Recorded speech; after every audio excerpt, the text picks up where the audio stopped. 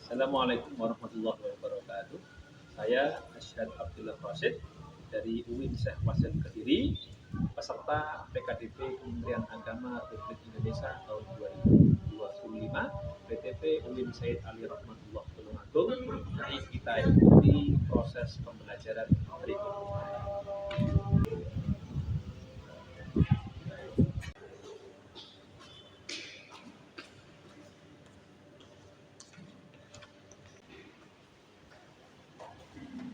Selamat pagi.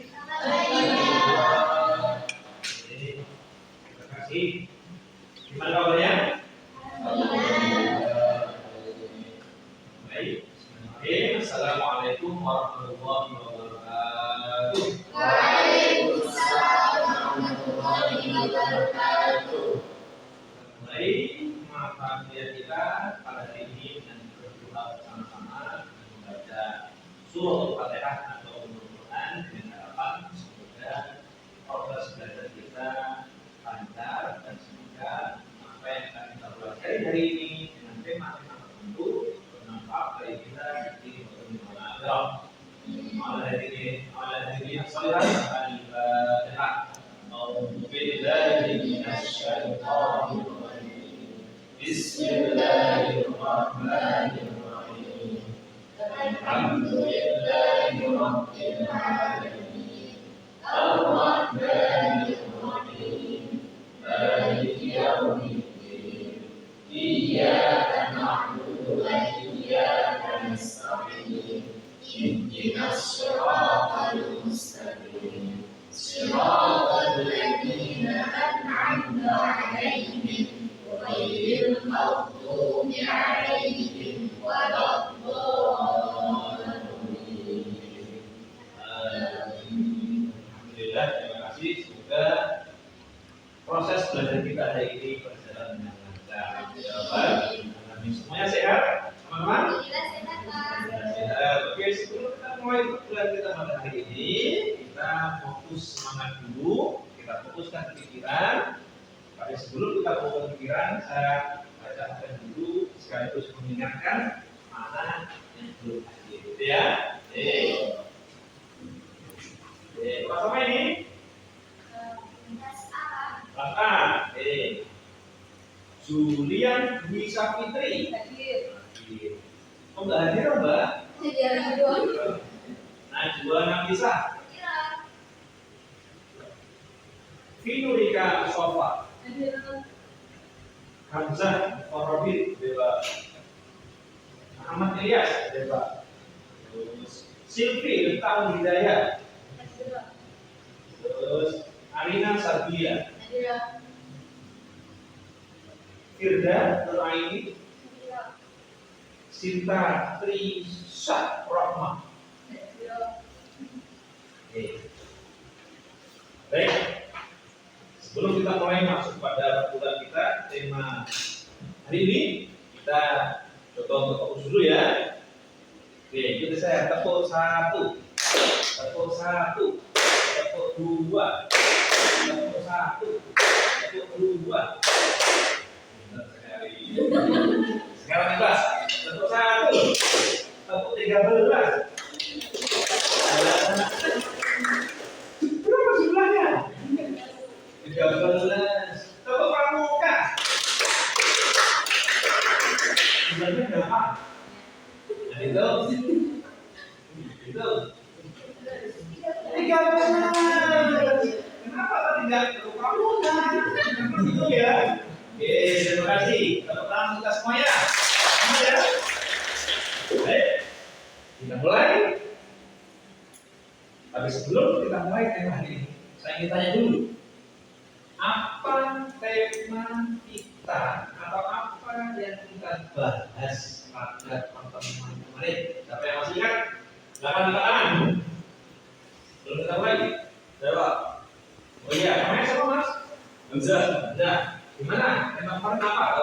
Jadi tema kemarin itu membahas tentang tafsir Al-Mizan karya Toba-Tobai.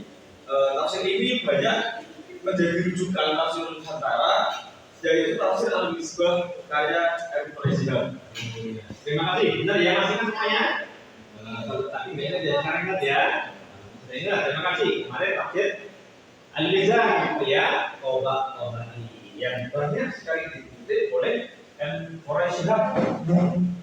Tafsir Al-Misbah itu kita tafsir yang sangat sekali digemari oleh semuanya karena berbahasa Indonesia.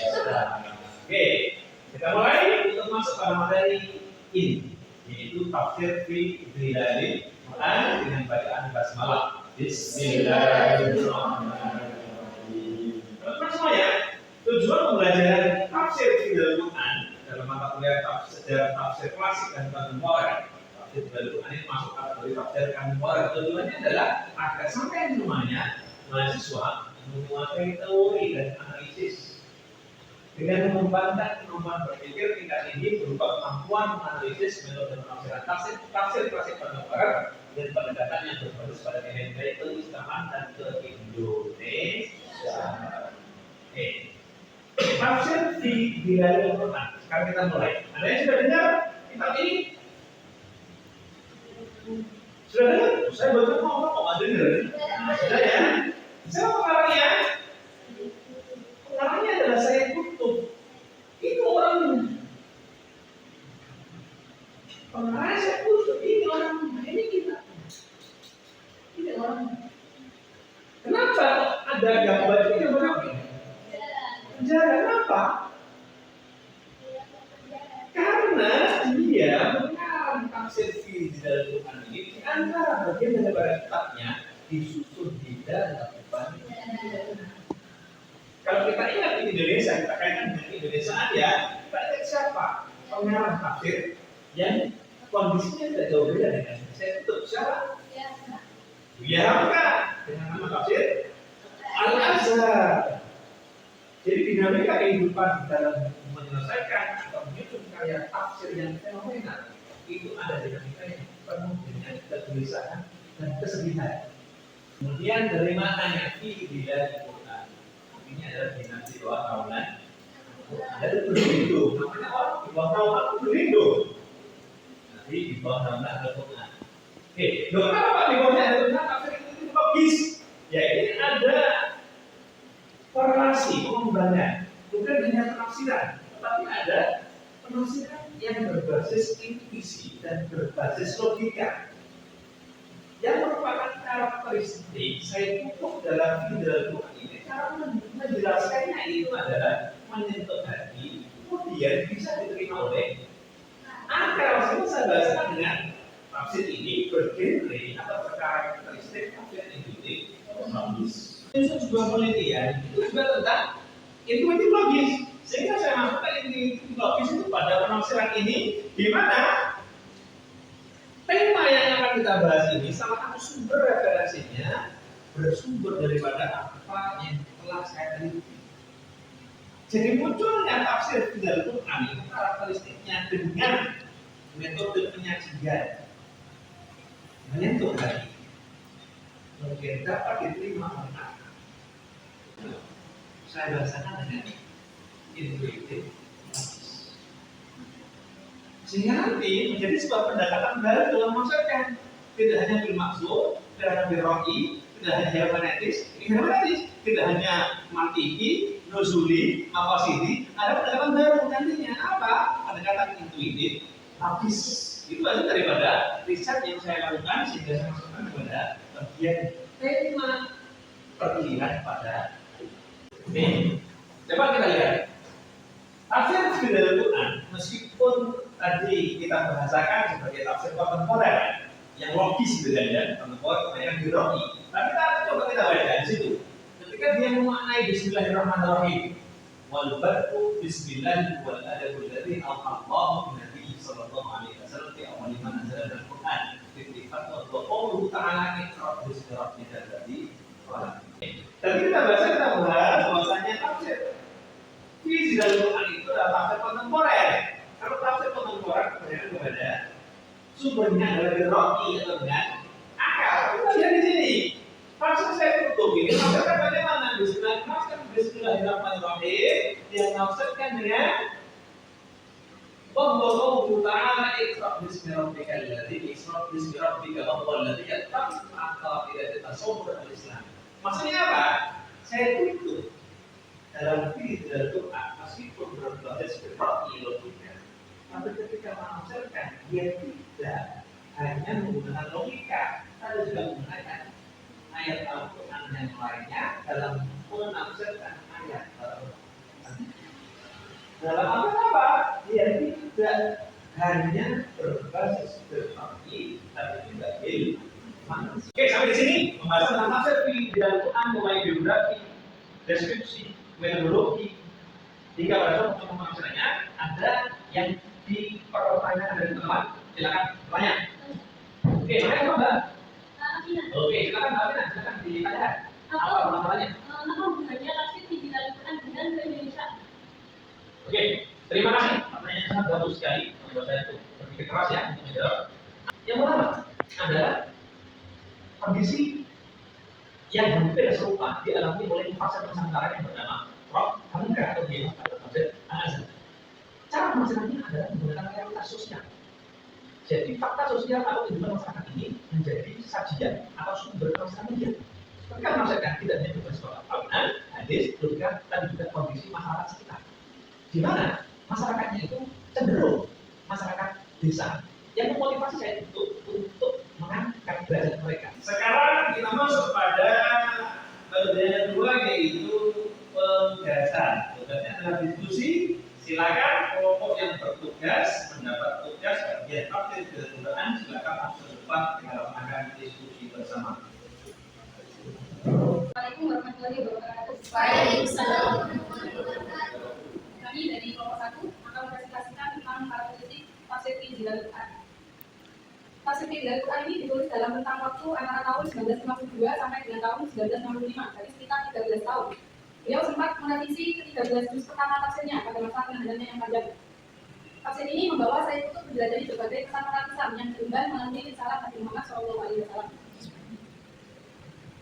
Saya ini menulis tafsir Fiqh Al-Quran dengan metode dan karakteristiknya yang khas, kaya akan bahasa sastra dan sosial dalam dakwahnya.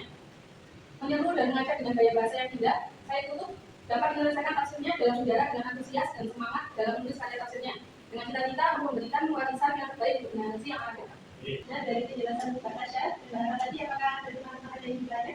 Saya tanya Mbak, di dalam Quran ini apakah termasuk tafsir atau refleksi? Terima kasih. Jadi saya akan menjawab pertanyaan kedua. Jadi pertanyaan dari tadi jawabannya adalah masuk dalam tafsir karakteristik karena judulnya menunjukkan bahwa masuk dalam tafsir Fiqh Al-Quran. Terima kasih semuanya. Mungkin saya akhiri ya. Jangan tutup di sini ya. Penjelasannya mungkin sekian dari presentasi kami hari ini, kurang lebihnya mohon maaf. Sekian dari kami akhiri. Wassalamualaikum warahmatullahi wabarakatuh. Waalaikumsalam warahmatullahi wabarakatuh. Oke, setelah kita belajar tentang tema tafsir di Al-Quran pada hari ini, saya ingin merefleksikan tentang apa yang dibahas, apa yang kita pelajari, dan apa yang kita diskusikan tadi tentang tafsir di Al-Quran. Bagaimana metode dalam tafsir di Al-Quran? Apakah dia masuk pada tulisan Nawawi, apakah tafsir takdiri, apakah tafsir Muqarrar, apakah tafsir Isnan? Oke, silakan. Bagaimana tadi? Oke, silakan Pak. Jadi tafsir Fiqh Al-Quran termasuk pada tafsir kategori tafsir takdiri karena dari cara menafsirkannya mulai dari tafsir surat Al-Fatihah hingga surat Al-Baqarah. Oke, betul sekali ya semuanya ya. Tafsir Fiqh Al-Quran itu masalah dari tafsir takdir. Kenapa? Karena cara menafsirkannya, saya untuk menafsirkan yaitu dari mulai ayat pertama, surat pertama dalam Al-Quran sampai ayat terakhir, surat terakhir dalam Al-Quran. Sehingga disebut masalah dari tafsir. Lagi kita mau berbeda, dia tema berdasarkan tema tertentu, sehingga ayatnya belum memaksakannya tidak berurutan atau kali berurutan. Kata karakteristik yang pertama dan terakhir adalah cara memasukkannya berurutan dari mulai ayat pertama, surat pertama sampai ayat terakhir, surat terakhir, yaitu Al-Fatihah sampai An-Nas. Maka contohnya adalah tafsir di dalam. Oke, kalau demikian terima kasih. Maka kita akhiri pembelajaran kita pada kesempatan yang berbahagia ini dengan bacaan hamdalah. Alhamdulillah. Wassalamualaikum.